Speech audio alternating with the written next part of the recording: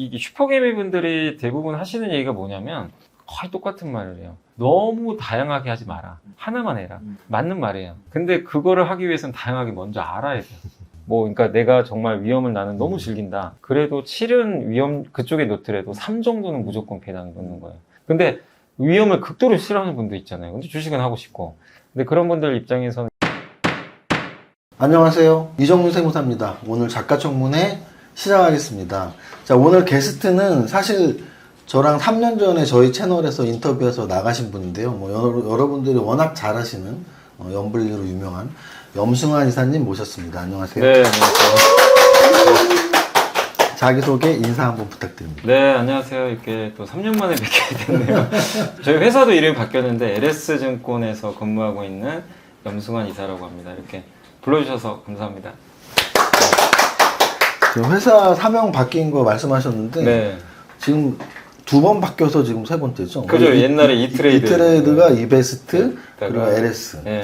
그렇게 따지면은 그래도 LS 뭐 요즘 일렉트릭도 잘 나갔고 LX 그룹이잖아요. 네. 조금 그래도 좀 대우가 좀 더 좋아지신 거 아닌가요? 직급이 올라간 건 뭐 다들 알고 계실 텐데. 아니요, 뭐 전혀 그렇진 않아요. 전혀 바뀌고. 그러니까 아직은 뭐 이제 LS 그룹 편입된 지가 몇 달 안 돼가지고 모르겠어요. 뭐 내년엔 또 어떻게 될지 모르는데. 좀 기대를 하시는 거 아닌가요? 뭐 잘해주면 좋죠. 근데 어쨌든 뭐 지금 올해까지는 아직 크게 뭐 바뀐 건 없는 것 같습니다. 사실은 3년 전에 이제 저랑 인터뷰를 했다고 말씀드렸었는데 네. 그때 당시에 우리 염승환 이사님의 인기는 정말 하늘을 찔렀죠. 물론 지금 그때보다 조금 못하다라는 표현이에요. 뭐 지금 또 당연히 인기가 좋으시지만 그 당시에는 제가 지금 이 책을 보고 너무 놀랐는데요. 이게 이제 그때 우리 1편이죠. 이 1편을 제가 딱 봤을 때 최가 진짜 놀라워요. 이게 2021년 1월 20일 날 초판 1세를 발행했는데 2월 1일 날 65세가 나왔어요. 종합 베스트셀러 1위까지 올라갔었죠. 네. 그래서 그 당시에 우리 염이사님의 인기는 정말 하늘을 찔렀었고, 물론 그 당시 이제 장이 좋았잖아요. 코로나 직후 막 3,000포인트 이상 올라갔을 때. 근데 사실은 그때부터 지금까지 한결같이 이렇게 새벽에 일어나서 일을 하신다. 네. 그건 안 바뀐 것 같아요. 그러죠. 네. 쉽진 않더라고요. 이제 왜냐면 또 국내 증시가 계속 좋았으면 또 신나서 할 텐데 뭐 아시겠지만 국내 증시는 그러지 못했잖아요. 되게 막 힘들었고. 근데 미국은 또 굉장히 좀 좋은 편이고, 그리고 개인 투자분들 실제로 이제 많이들 이탈하신 것도 같고, 그때는 정말 뭐 굉장히 또 시장도 좋고 하니까 막 신나서도 했던 것 같아요. 뭐 말하면 다 올라가니까. 네, 그때는 진짜 그랬던 것 같아요. 그때 당시에는 뭐 어쨌든 이제 지금 저도 3년 내내 지금 그래도 매일매일 하고 있는데, 매일 하면서 이제 느낀 거는 확실히 이제 더 좀 신중하게 말을 해야 되겠다. 그것도 많이 느꼈고, 그리고 확실히 저도 이제 공부를 더 많이 했던 것 같아요. 그때보다 훨씬. 개인 투자분들이 다시 좀 돌아오셨으면 좋겠는데 그런 시장이 아니어가지고. 일단은 떠난 거는 확실하다고 말씀을 하시는 건데, 네. 개인 투자자들이 떠난 이유가 가장 크게 뭘까요? 일단 이제 수익률이 안 좋은 게 좀 장이 안 좋았던 거. 그게 좀 제일 컸던 것 같고. 근데 이제 우리나라 시장이 화끈하잖아요. 사실 뭐 작년에 배터리도 그랬고, 21년도에 그때 카카오가 좀 했는데, 이게 한국 시장을 이제 자꾸 좀 이렇게 신뢰 못하는 게, 화끈할 땐 좋은데 그게 유지가 안 돼요. 떨어지면 반토막이 네. 나니까. 근데 이제 미국으로 그러다 보니까 상대 비교를 하는데, 그러니까 아예 한국 시장을 떠나서 주식을 안 하신 분도 계시지만, 한국 가지 마, 미국 가자 그냥. 왜냐면 미국은 메타만 봐도 22년도에 70%가 빠졌는데 지금 사상 최고가. 그러니까 이제 미국은 믿음이 좀 있잖아요. 우리나라 종목들도 반토막 이상 떨어졌던 게 신고가를 친다면? 그죠. 이게 그런 좀, 한국은 물려도 그래도 또 살아나. 그러니까 미국 같은 그런 게 보인다면, 그게 이제 구조적으로 우리도 미국처럼 좀 된다면 한국 시장에 대한 관심은 다시 살아날 텐데, 상대평가잖아요, 또. 그렇죠. 시장이랑. 그러니까 이제 미국 이렇게 좋은데 굳이 뭐 한국에서 이렇게 고생할 필요 있냐.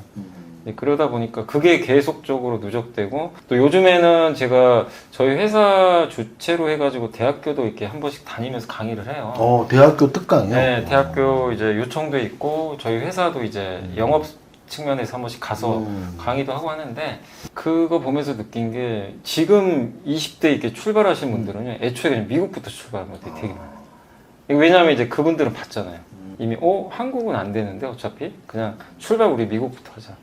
근데 그게 이제 점점 젊은 분들은 더 고차가 되는 것 같아서, 참 그게 좀 한국 증시 지금 그렇다면 중장기적으로는 굉장히 큰 악재네요. 그 대학생들, 그 젊은이들이 성년이 지나서 뭐 30대, 40대가 돼도 처음에 미국 주식부터 했다면 계속 미국 주식을 할 확률이 높지 않나요? 그러니까요. 그리고 성과도 워낙 좋으니까. 근데 이제 그거를 한국으로 다시 들어오는 방법은 한국도 그 이상의 뭔가를 보여주면 돼요.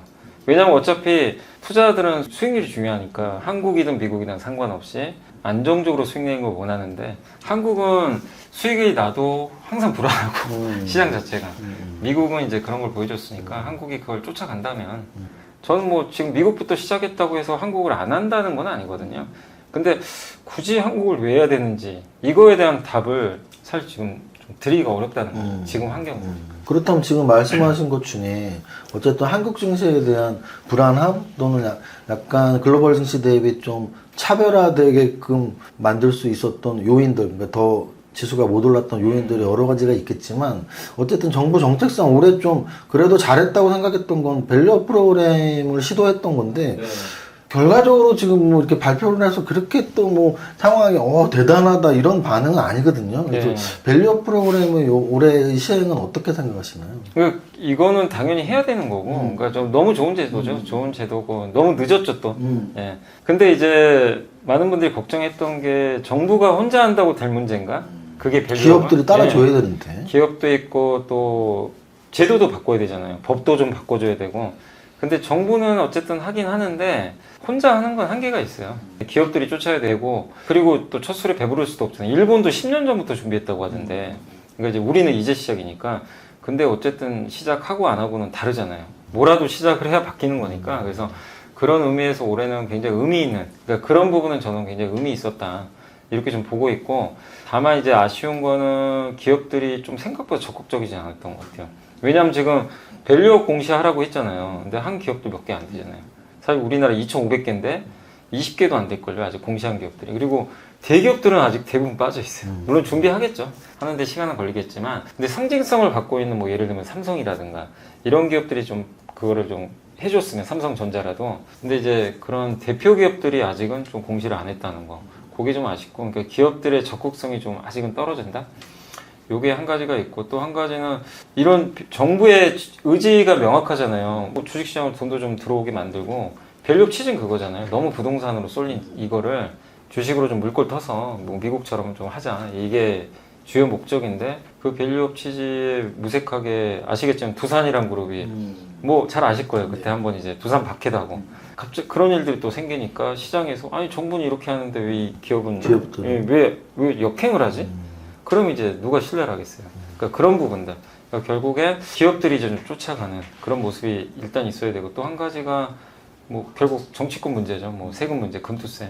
그러니까 금투세도 밸류업과 이게 취지가 맞으려면 세금을 여기다 부과하면 이게 취지가 아예 안 맞는 거거든요. 주식하지 말라는 얘기인데 여기다 세금까지 부과하고 또 상법 개정도 있잖아요. 그 상법 개정도 지금 이게 국회의원들이나 제가 이제 좀 답답한 건 뭐냐면 민주당도 그렇고 이렇게 국회의원들이 뭐 국민의힘에서도 얘기하신 분들이 있는데 상법 개정해야 된다. 말은 하는데 행동이 없어요. 그러니까 이게 뭔가 연결고리가 좀 있어야 되는데 제도적으로가 뭐가 뒷받침이 안 되니까 결국 밸류업 제도는 발표는 했는데 지금 이제 지수도 나왔죠. 그 밸류업 지수에 포함된 종목들과 그러니까 포함되지 않은 종목들이 전혀 뭐 영향을 전혀 안 받았어. 그리고 이번 밸류업 지수는 좀 개인적으로 실망을 좀 했죠. 기업들이 밸류업 아닌 기업이 들어가 있는 거예요. 아 심지어는 KB금융은 거기 빠져있는 금융주 중에서 맞아요. 제일 잘 갔는데 그리고 통신주도 빠져요. 그러니까 이제 이게 도대체 뭐지? 그냥 너무 좀 정책이니까 그냥 하는 건가? 그러니까 뭔가 밸류업의 그 스타트는 잘 끊었는데 확실히 아직은 좀 뭔가 좀 부족하다. 디테일도 부족하고 그러니까 시간이 좀 걸릴 수밖에 없지 않나. 근데 결국엔 바뀌겠죠. 뭐 일단 칼을 빼들었으니까 그래서 시간이 지나면 점진적으로는 좋아지겠지만 아직은 좀 굉장히 좀 시간이 더 필요한 부분인 것 같아요. 지금 아주 짧은 시간 말씀을 나눴는데 정말 한국 증시를 좀 지키는 등대 같은 말씀들 하고 있으셔서 우리 한국 증시가 너무 안 좋다라는 걸 또 공감하니까 속상하면서도 되게 고마운 존재라고 생각이 들어요. 지금 제가 질문을 하지 않았어도 뭐 막 금투세 이야기, 상법 개정 이야기 뭐 이런 이야기들 하시면서 되게 안타까워하시는 모습도 나오고 원래 예전에는 사실 우리 염블리 염이사님이 굉장히 뭐 많은 유튜브 채널에 나가서 한번 나가면 사실 조회수가 기본이 30만, 50만이었습니다. 정말 대단했었죠. 근데 이제 지금 보니까 염블리와 함께 정확히 채널명이 염블리와 함께예요. 염블리와 함께. 그래서 이제 유튜브 채널에서 보니까 매일 최하 35분에서 1시간 정도까지도 이게 방송을 하시더라고요. 그 방송 준비랑 해서 이거 꽤 시간을 많이 잡아먹을 텐데 어느 정도 그 유튜브에 시간을 할애하시나요? 그거 하는 데는 일단 기본적으로 4시간은 걸려요. 준비하는데. 왜냐면 그거를 이제 뭐 작성하는 것도 그런데 읽어야 되잖아요. 그렇죠. 그 읽는 시간이 오래 걸려요. 사실 읽는 게 다예요. 그러니까 뭐냐면 제가 하는 거는 이제 아침에 일어나면 이제 화장실에 앉아서부터 신문을 봐요. 요즘에 이걸로 볼 수 있잖아요. 그래서 신문을 이제 웬만하면 다 봅니다. 봐서 뭐를 하냐면 제목만 보죠. 제목을 다 넘겨요. 근데 보다 보면 제목이 끌리는 것들이 있잖아요. 그렇죠. 그러면 이제 그건 스크랩 다 해놔요. 뭐 어떨 땐 하루에 10개 넘는 경우도 있고 1개도 없는 날도 있어요, 사실. 근데 이제 날마다 다른데 그거를 스크랩을 한 다음에 이제 회사에 출근한 다음에 그때부터 이제 읽어요, 정확하게. 정독을 해가지고. 읽다 보면, 요거는 좀 얘기를 해야 되겠다. 근데 읽다 보면 좀, 이건 내 생각과 좀 다른데. 그럼 이제 그건 패스하는 경우도 있고. 그 다음에 이제 보고서도 아침에 많이 나오잖아요. 이제 증권사 보고서도 이제, 사실 옛날에는 제가 3, 4년 전에는 웬만하면 다 소개해 드리려고 그랬어요. 뭐 그냥 웬만한 보고서는. 근데 그게 좀 사실 별로 의미가 없겠더라고요. 듣는 분들 입장에서도. 그러니까 정말 뭐 좋고 나쁘고 보다도 좀 뭔가 의미 있는 보고서들 있잖아요. 이렇게 뭐 어떤 보고서는 반복되는 보고서도 많아요. 사실 보면. 근데 좀 뭔가 갑자기 어떤 부정적으로 보던 애널리스트가 갑자기 긍정적으로 바뀌는 경우 있죠. 이런 건 되게 의미 있잖아요. 그렇죠. 뭐 그런 거라든가 아주 긴 보고서 있죠. 산업 보고서인데 내가 잘 몰랐던 내용인데 그런 것들 이제 읽고 그 다음에 이제 요약을 해야 되잖아요. 그러다 보면 그게 3, 4시간도 부족해요, 사실은. 금방 갑니다, 사실. 읽는데 시간 걸리죠. 이제 이거 타이핑해서 하는데 그거 하고 뭐 이것저것 이제 또 시장 보고 또 회사 업무도 있으니까 그렇죠. 이렇게 하다 보면은 금방 가요, 진짜. 시간이 한 6시간 그냥 훌딱 가요. 그래서 제가 이제 보통은 이제 유튜브를 언제 찍냐면 장 끝나면. 장막. 네, 이제 시향도 해야 되니까. 그렇게 해서 제가 준비한 것들 읽고 설명하고 하다 보면 거기서 한 3, 40분 금방 가요. 저는 그렇게 오래 안 한 것 같은데 벌써 가 있어요. 그리고 시황 한 10분 정도. 그럼 보통 한 40분에 50분 이렇게. 1시간은 안 넘으려고 그래요. 되도록이면 안 넘으려고 하는데 더 이상은 못 줄이겠더라고요. 그 촬영이 딱 끝나면 그 하루가 이제 딱 마감이 되는 거예요. 사실 이제 거의 마감이 되고. 근데 이제 저녁에 또 해야죠, 준비를. 저녁에 집에 가서 이제 공시 봐요. 이게 저런 거예요. 전교 1등 하는 학생이 가장 아침 일찍 도서관에 들어가서 가장 밤늦게 나온다는 우스갯소리가 있는데 사실은 우리 일반 투자자들이 우리 염블리 염승환님한테 정말 많은 도움을 받고 저 사람 진짜 뭐 참 박사인가 봐 하는데 그 박사가 타고난 건 당연히 아니잖아요. 우리가 뭐 누가 태어나면서부터 주식을 잘하나요? 아침부터 밤까지 그냥 계속 주식에 관련된 것만 읽고 있는 거잖아요. 근데 이제 제가 이제 투자자분들 말씀드린 저처럼 하시면 안 되고 저는 이제 왜냐면 제가 컨텐츠를 제공을 해야 되고 이제 웬만한 중요한 정보는 다 알려드려야잖아요. 그게 역할이니까 저는 어차피 다 봐야 돼요. 그리고 집에 가서 보는 거는 이제 전자공시랑 이제 주요 기관들 있잖아요. 뭐 한국은행이나 이런 데 다 들어가 보거든요. 근데 거기는 가끔 한 번씩 좋은 게 나와요. 기획한 뭐 그런 굉장히 좋은 보고서들. 그러니까 증권사 보고서 말고도 또 그런 굉장히 퀄리티 있는 보고서들이 있는데 근데 그런 거 보면 또 저도 공부가 돼가지고 되게 인사이트를 많이 얻어요. 그게 힘들죠. 사실 또 요약하고 하다 보면 힘든데 또 그게 재밌어요. 또 저는 그런 일들이. 안 하면 뭔가 허전한 것 같고 하루가 안 보낸 것 같고 마무리가 안 된 것 같아서 그렇게 이제 매일 주기적으로 하다 보니까 이제 또 그게 습관이 돼가지고 지금 그냥 계속 그걸 하고 있는 것 같아요. 오늘이 10월 14일인데 뭐 올해가 거의 다 가고 있는데 혹시 올해 뭐 이렇게 빨간 휴일 말고 뭐 개인 휴가를 뭐 며칠 제일 길게 쓴 게 며칠? 간 적은 있어요. 올해 사실 이제 저희 딸이 이제 중학교 졸업하고 고등학교 들어갔거든요. 근데 원하는 학교에 갔어요. 시험 봐서 가는 학교가 있어가지고 열심히 또 노력해서 갔는데 근데 그 전부터 계속 유럽 가자. 근데 제가 갈 수가 없잖아요. 유럽 가면 이게 몇 박 며칠 이게 못하니까. 근데 이제 아무래도 저도 가족도 중요하니까 그래서 이제 고등학교 가면 또 못 갈 것 같고. 가족여행으로 가신 거예요? 가족여행으로. 그래서 이제 저번에 설날 있죠. 네네. 설날 껴가지고 설날 끼고 그 다음 주 한 주 딱 빼가지고 그렇게 해서 이제 거의 한 2주 정도. 그래서 정말 일하고 나서 가장 오랫동안 너무 좋았겠네요. 네. 근데 가서도 참 저도 밤에 또 일을 하고 있는 저를 보면서 아니 휴가가서 왜 일을 했어요? 아니, 휴가인데 왜 왜냐면 일을 했어요? 매일매일 나오는 것들은 어느 정도 제가 알고 있어야 그게 연결이 되지. 2주가 비었는데 설날까지 갑자기 월요일날 출근해가지고 하면 연결이 안 되잖아요. 그렇죠. 그래서 왜냐면 그때는 아주 깊게는 못 하더라도 아 오늘 시장은 어땠고 좀 중요한 보고서 뭐 나왔고 그냥 기사 중요한 것 그런 거 이제 미리 그때도 저녁에 좀 시간 내 가지고 요약을 했어요. 근데 그거 하고 나니까 또 연결돼서 약간 이제 또 출근해서도 크게 무리는 없었거든요. 그래서 근데 어쨌든 이제 정말 몇 년 만에 처음으로 그렇게. 오늘 모신 분은 주린이가 가장 알고 싶은 최다 질문 탑 77 질문 2편에 이자가 써 있는데 아까도 제가 서두에서 말씀드렸지만 1편은 2021년에 나왔고요. 지금 3년 만에 2편이 나왔습니다. 1편의 이 77 질문은 제가 다시 읽어도 정말 초보적인 이 초보적인 말이 나쁜 말이 아니라 정말 주식을 해야 하는 사람이라면 반드시 알아야 할. 그래서 만약에 이 책을 77가지 질문과 답변을 봤는데 내가 모르는 게 많다면 주린이가 확실하니까 다시 한번 1편을 꺼내서 보셔야 되고요. 근데 2편 같은 경우는 좀 설명이 필요한데 77 질문이 중복이 되면 안 되잖아요. 근데 여기 이제 완전 초보적인 질문에 대한 답이 있으니까 그렇지 않은 걸로 채우려고 좀 노력을 하신 것 같은데 맞아요. 1편과 2편의 차이점을 좀 말씀해 주시죠. 그러니까 1편은 말씀하신 대로 진짜 주식 아무도 모르는 상태, 백지 상태에서 봐도 좀 이해가 될 수 있게 그런 좀 용어들도 많이 있잖아요. 이제 그런 것들을 기초적으로 좀 풀어가지고 깊게는 안 들어갔어요. 아예 애초에. 그래서 좀 쉽게 그냥 이거 보면 주식이 이런 거구나. 우리나라 주식이 뭐 이런 거고 그거를 이제 설명을 했다면 이제 2편은 이거를 봤다는 이제 전제하죠, 사실은. 그리고 주식 경험이 좀 주린이라는 제목은 들어갔지만 사실 이제 주린이보다는 1, 2년 정도 이제 경험은 해본. 네. 근데 완전히 뭐 주식에 대한 이해가 높진 않은 이제 그런 분들을 대상으로 했고 그래서 여기는 실제 이제 주식 투자를 한다고 가정을 하고 실전 사례를 되게 많이 넣었어요. 실전 사례. 그러니까 예를 되게 많이 넣은 거죠. PBR도 있고 뭐 PBR, PER 계산하는 것도 있지만 그런 것들이 어떻게 적용이 되고 그게 왜 주가에 중요하고 이런 또 우리나라 시장만의 뭐 특징이라든가 이런 것들을 이제 몇 개 좀 넣었거든요. 그래서 사실은 이제 1편 보신 분들이 좀 1편 보고 좀 뭔가 부족하다.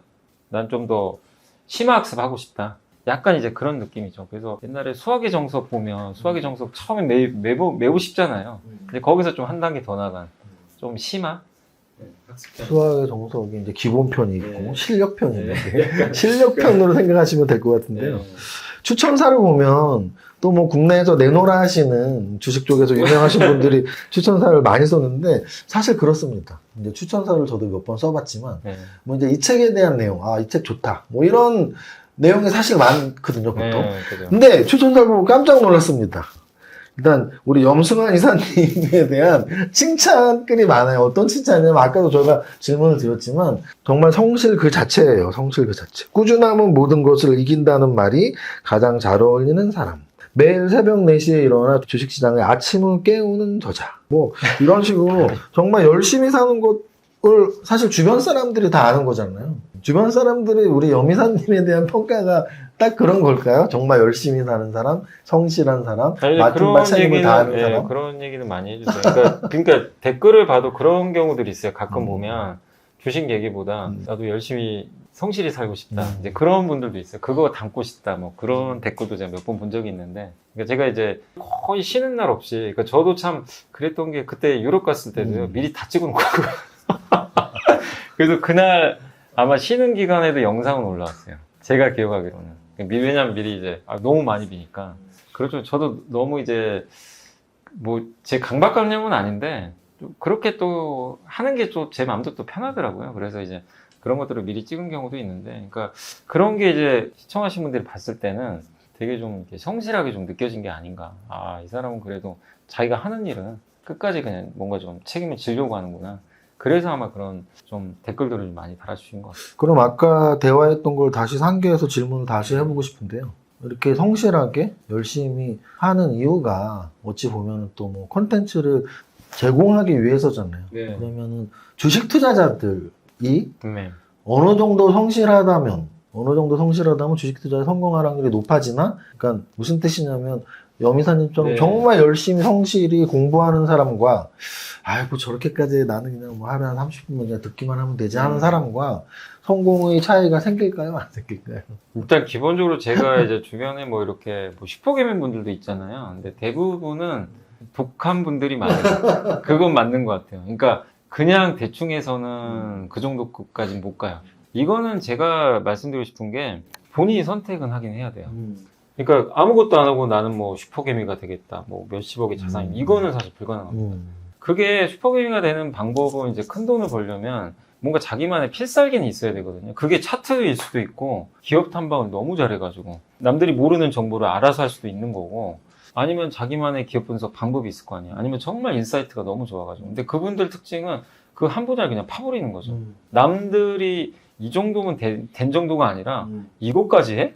이제 할 정도로 이제 거기에 이제 어떻게 보면 이제 미친 사람들이죠. 어떻게 보면 그 정도까지는 가야 돼요, 사실은. 뭐 예를 들면 배당 투자만 해가지고 성과 내신 분들도 실제 계시잖아요. 그러면 그 배당주들을 어떻게 투자하는지 자기만의 노하우도 있고 그분들도 그냥 공짜로 된 건 아니거든요. 그것도 시행착오를 다 겪어봤고 그런 거기 때문에 거기에 대해서는 이제 본인이 먼저 정해 놓으셔야 될 것 같아요. 나는 진짜 성과 한번 내보겠다. 그러면 정말 저 정도까지는 하셔야 돼요. 그러니까 저처럼 다양한 분야를 하라는 게 아니라 어느 특정 하나를 파셔야 되는 것 같아요. 나는 뭐 예를 들면 섹터로 따지면 난 배터리만 하겠다. 뭐 나는 나는 아니면 반도체만 하겠다. 그런 것처럼 자기 전문 분야를 하나 팔 필요는 있는 것 같고. 근데 그게 아니라 나는 뭐 1년에 그렇게 뭐 어마어마한 수익을 내는 게 아니라 좀 안정적으로 뭐 은행 이자에서 은행 이자가 한 3% 되니까 1년에 한 10% 정도? 워런 버핏 20% 내잖아요. 근데 20% 내는 건 물론 쉬운 건 아니지만 한 10% 정도의 좀 수익을 좀 안정적으로 내고 싶다 하시는 분들은 너무 막 깊게 파실 필요까지는 없어요. 그런 분들은 적절하게 이제 자산 배분하셔가지고 하시면 되는 거고. 그리고 직장인분들이 또 그렇게 할 수는 없잖아요. 그렇죠. 그런 분들은 우선순위가 뭐냐, 이거 투자가 내가 우선인가, 직장 생활이 우선인가, 무조건 직장 생활이죠.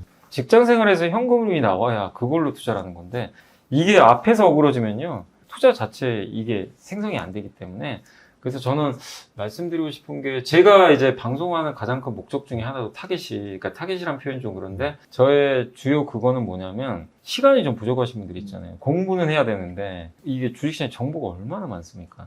근데 그 정보들을 제가 사실은 이제 어떻게 1시간 안에 다 압축시켜서 보여드리는 거거든요. 그러니까 주로 직장인분들 입장에서는 제 방송을 보시면 이제 오늘 하루에 나오는 뭐 보고서나 이런 거 중요한 것들은 다 거기 담아 놓으니까 그걸 보시고 한 2배속으로 빨리 보시면 좋아요, 사실.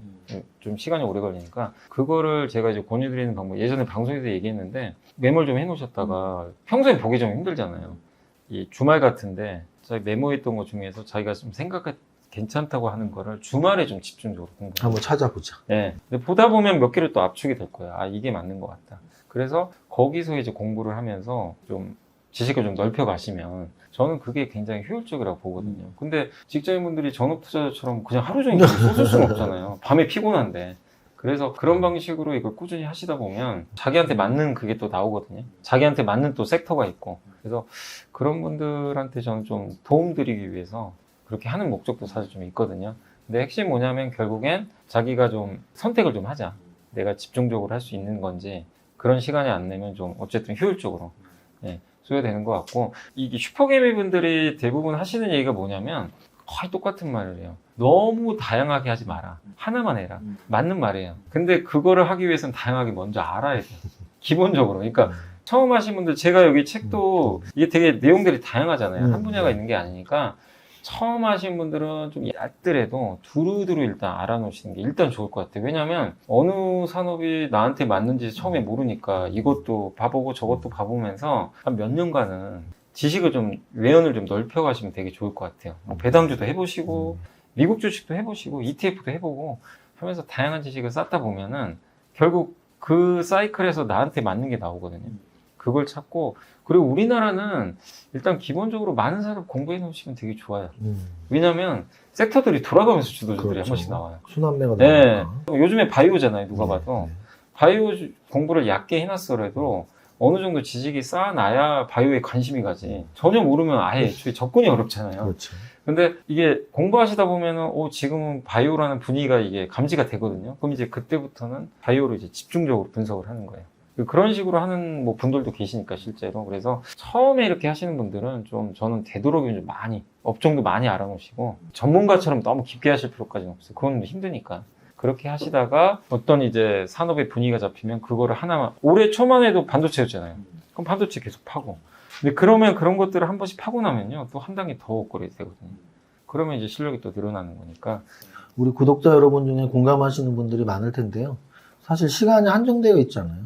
영 이사님이 말씀하신 것처럼 특히 직장인 분들은 하루에 공부 진짜 많이 해봐야 2-3시간이잖아요. 그래서 10시간 동안 리포트를 보고 업종 분석을 볼 수 있는 시간이 없지만 그 10시간을 본 염이사님이 1시간에 딱 정리하는 유튜브 채널이 있으니까 거기에서 그 1시간 동안 함께 공부하고 말씀하신 것처럼 요거 좀 내가 시간 날 때 봐놔야겠다 체크를 해 놓으시고 그리고 시간이 나는 토요일, 일요일 날 그 부분을 좀 더 공부를 하시고 처음에는 폭넓게 그리고 조금 더 실력이 쌓이면 좀 집중적으로 이렇게 좋은 조언을 하셨으니까 많은 도움을 좀 받으셨으면 좋겠습니다. 자, 일단은 이 책의 구성은 저는 딱 머릿말하고 목차를 굉장히 중요하게 보는 사람이에요. 저도 책을 뭐 좀 많이 읽은 사람이니까. 그런데 이제 목차 구성이 총 9장으로 되어 있습니다. 1장의 제목은 포트폴리오예요. 포트폴리오. 이제 뭐 포트폴리오의 중요성을 굉장히 강조한 거죠. 1장에 써놨다는 얘기는. 우리 주린이 분들, 주식 투자자 분들한테 포트폴리오를 어떻게 구성하는 게 좋은지 이 질문들을 보면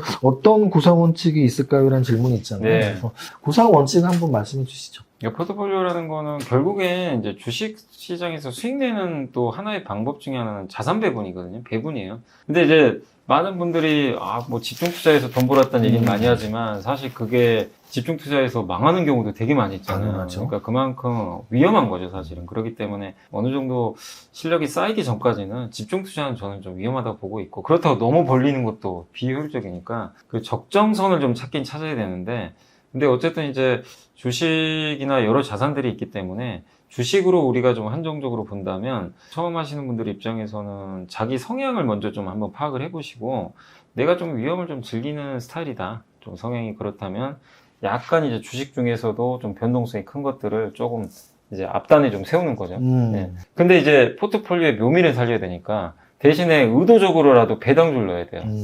뭐, 그러니까 내가 정말 위험을 나는 너무 즐긴다. 그래도 7은 위험 그쪽에 놓더라도 3 정도는 무조건 배당에 넣는 거예요. 근데 위험을 극도로 싫어하는 분도 있잖아요. 근데 주식은 하고 싶고. 근데 그런 분들 입장에서는 이게 좀 이율배반적이긴 하지만 배당을 앞단에다 많이 세워버리는 거죠. 뭐 예를 들면 극단적으로 배당주만 90%. 근데 그 배당주도 종류가 많으니까 뭐 하나의 배당주에 하는 건 좀 위험하니까 뭐 골고루. 그러니까 이게 포트폴리오에 꼭 정답은 없어요. 근데 어쨌든 자기의 먼저 투자 성향을 먼저 파악을 하고 거기에 먼저 배치되는 거를 우선순위로 깔되 꼭 반대편에 있는 거는 무조건 좀 의도적으로 넣어야 된다. 그렇죠. 그래야 그게 포트폴리오 그게 분산 원칙이니까. 네. 그게 아니면 굳이 포트폴리오 잘릴 이유는 그렇죠. 전혀 없는 거죠. 그래서 그렇게 한번 하시면 좋겠고 또 한 가지가 이제 업종 내에서 너무 이제 똑같은 그런 경우들이 많이 있더라고요. 똑같은 종목을 담는 경우들이 있어요. 예를 들면 물론 현대 기아도 수익률 차가 있는데 사실 현대차나 기아차는 거의 성향이 비슷하니까 저는 좀 비효율적이라고 보거든요. 현대차나 기아를 똑같이 사는 거는 지금은 삼성전자 하이닉스가 다르잖아요. 그러니까 그것도 이제 이 흐름에 따라 다르긴 한데 불과 몇 년 전에 삼성이나 하이닉스는 사실 같은 업종이니까 완전 같이 움직였죠. 네, 그나마 내가 좀 위험을 선호하면 하이닉스 사는 거고 좀 반도체는 하고 싶은데 좀 안정적으로 하고 싶으면 좀 덜 변동성 있는 삼성 사고 약간 이 차이잖아요. 그렇죠. 근데 지금은 또 다르죠. 지금 뭐 하이닉스랑 삼성이 완전 다른 상황이 됐는데 그러니까 너무 성격이 똑같은 거는 그냥 굳이 하나만 사야지 그거는 사실은 포트폴리오가 아닌 거거든요. 그렇죠. 너무 똑같기 때문에. 그래서 그것도 말씀드렸고 또 한 가지는 예를 들면 현대차도 요즘에 이제 우선주도 있잖아요. 그러니까 이제 이런 거죠. 내가 현대차를 사고 싶은데 내가 좀 성향 자체가 나는 좀 배당주를 좀 좋아하고 좀 안정적이다. 그러면 현대차 자체도 안정적이지만 차라리 그냥 우선주 선택해버리는 거죠. 현대차 아예 사지 말고 우선주로 넘어가는 것도. 그것도 이제 자기 성향에 맞게 본주를 사도 되지만 우선주를 사는 것도 저는 하나의 이제 포트폴리오 묘미라고 좀 생각을 하고 있거든요. 그리고 또 이제는 국내 주식만 있는 게 아니라 미국 주식도 있으니까 미국 주식에서 뭐 예를 들면 이제 이런 경우는 좀 별로 의미는 없는 것 같아요. 어떻게 보면 애플도 사고 LG노텍도 사고 약간 그런 건 너무 좀 성격이 좀 비슷할 수도 있잖아요. 결국은 같은 주가 네, 움직임으로 네. 두 개를 살 필요는 없다는 네, 뜻인 거죠. 꼭 정답이 있는 건 아니지만 계란을 이제 한 바구니에 담지 말라 그랬잖아요. 초기에는 한 10개 정도가 좀 적당한 것 같고 그 다음에 이제 어느 정도 실력이 좀 쌓이면 많은 분들이 얘기하는 건 5종목 안으로는 좀 줄여라. 근데 한 종목은 너무 위험하니까. 근데 점점 종목 개수는 줄이는 게 맞겠죠. 맞는데 처음 하신 분들이 막 3개, 4개는 그것도 좀 너무 집중 투자가 될 수밖에 없거든요. 이것저것 해보는 거예요, 사실은. 내 성향 모르니까 이것도 해보고 좀 위험한 기업도 한번 해보기도 하고 이렇게 하면서 점진적으로 자기 스타일 찾아가면서 그러면서 이제 점점 이제 이 폭을 좀 좁혀가는 그게 좀 포트폴리오 아닌가 이렇게 생각을 하고 있습니다. 그리고 포트폴리오는 위험을 낮추기 위한 전략이니까 같은 주가 움직임을 사면 안 되고 한 종목을 사거나 두 종목도 위험하니까 아무리 집중 투자를 하더라도 한 3종목, 특히 초보자분들은 실력이 그렇게 좋지 않으니까 10종목 이상에서 시작해서 실력이 높아질수록 조금씩 조금씩 종목 수를 좁혀가는. 줄이는 좋은 말씀 해주셨고요.